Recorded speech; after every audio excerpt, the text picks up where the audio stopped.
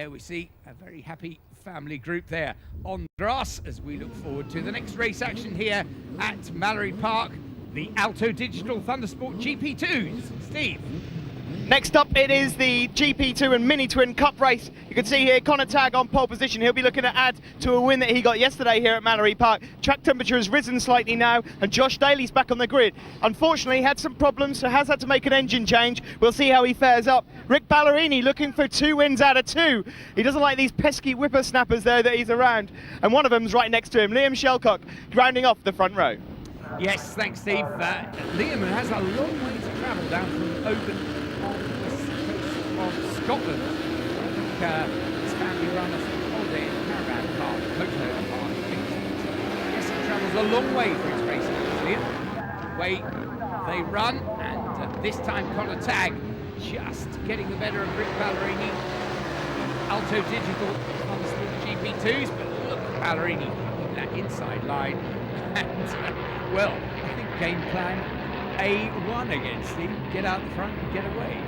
Yeah, he'll be looking for a repeat performance of race 1. He certainly looks like he's got that bike set up, because to be able to pin it and hug the inside line around Gerard's all the way round, it really is something, because it's a quick place around there and it's never so easy just to drift out wide, especially when there's a lot of bikes around you. But it is Ballerini then that leads again. Connor Tagg there in second. Jake Dixon just moved up into third position ahead of Josh Daly.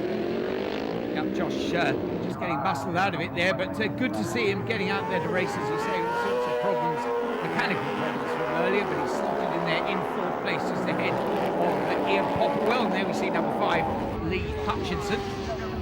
Ian Popplewell then there he goes through, and that's James Folkard, number 43 from Liverpool, also on an Aprilia 450. He'll be looking to win the overall Aprilia 450 Challenge title this year, and at the moment he's some way off. Last season he wasn't won a GP2 race here at Mallory Park, but he's some way off Rick Ballerini at the moment.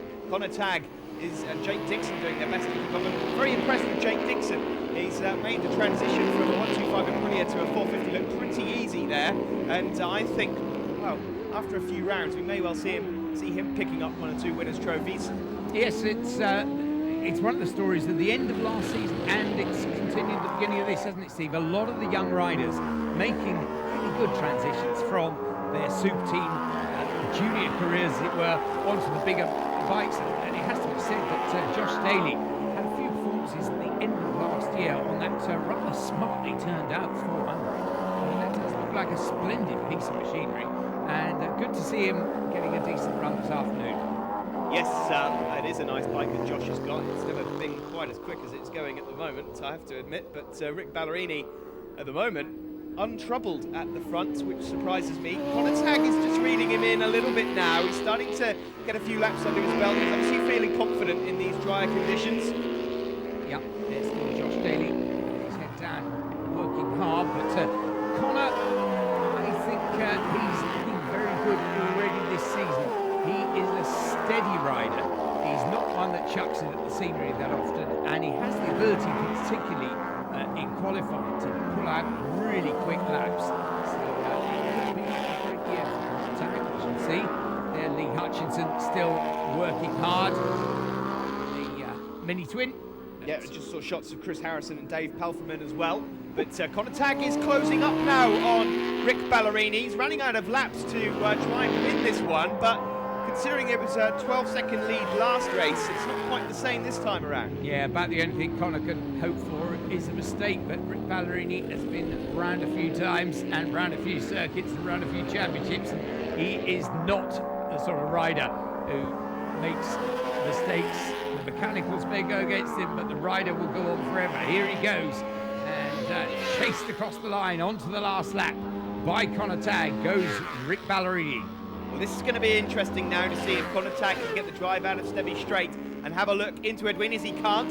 So next up, there's only one more overtaking manoeuvre to make, and Connor Tagg's going the long way round the S's. That's not going to work. Last place, Shaw's hairpin. Yeah, it's frustrating for Connor. Obviously, he's got the fastest lap of the race, but he still hasn't got that track position. And look at Rick Ballerini. He doesn't offer a single chance to Connor there. And down they come through that flip-flop of the S's into the elbow. Either side of that. unsuspecting back marker, and they cease in the checkered flag, and that is an excellent double win for Rick Ballerini, but he was pushed all the way by Connor Tagg. Jake Dixon, superb third, ahead of Liam Shelcock. Josh Daly, fifth, and Ian Popwell, sixth, and winner of the mini-twins. You see Rick in between Connor Tagg and Jake Dixon. Standings, well, Connor Tagg leading the points from Rick Ballerini and Ian Popwell, Adam Polterman, Jake Dixon and Josh Daly. There we see the mini-twins. Ian Popwell won it, Dave Peltman and Lee Hutchinson. Their standings, well, Ian Popwell starts the season with a good bunch of points ahead of Dave Peltman and Lee Hutchinson, Sam Nicholson, Wayne Bridges and Brian Inglis. My word, sir, that's a sizable piece of kit.